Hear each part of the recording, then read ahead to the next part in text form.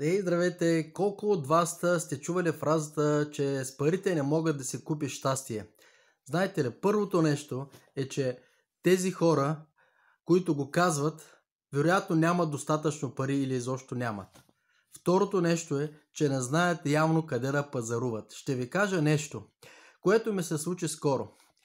Знаете ли, какво ще стане, ако някога клошар ви поиска, примерно, 5 лева или 2 лева или там за 1 лев за хляб или нещо от този род. А вие му изкарате, му оставите 10 лева или 20 лева. Знаете ли какво става? Опитайте го.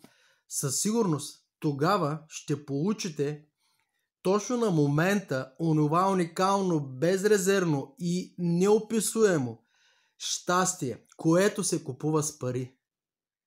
От парите. Ето, ще ви разкажа моята история. Бяхме на семинар с Нежито и аз я изчаках малко след това. Отидох до колата да я запаля, да я затопля и я чакам. И в същото време идва един човечец, леко прегърбен и ми показва, извинете, мога ли да питам нещо? Да, кажете.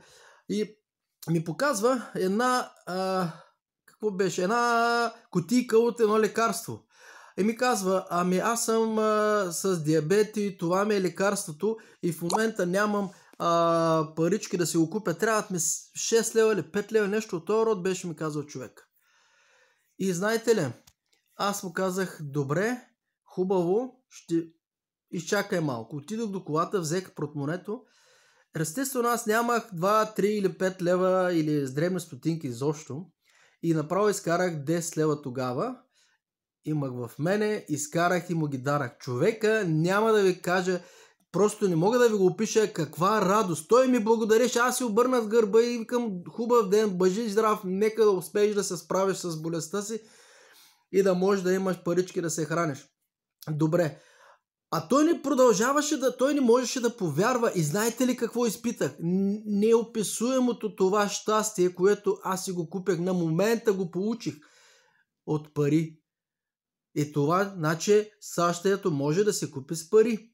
Ето това е, направете го, опитайте. Когато някога ви дойде сметката, примерно, поръчате си, примерно, нещо, храна за дома и в един момент, идва ви доставчика и ви казва, че сметката ви е 28,80, а вие му оставите 50 лева.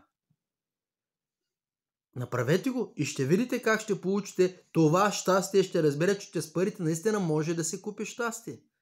Хубав ден!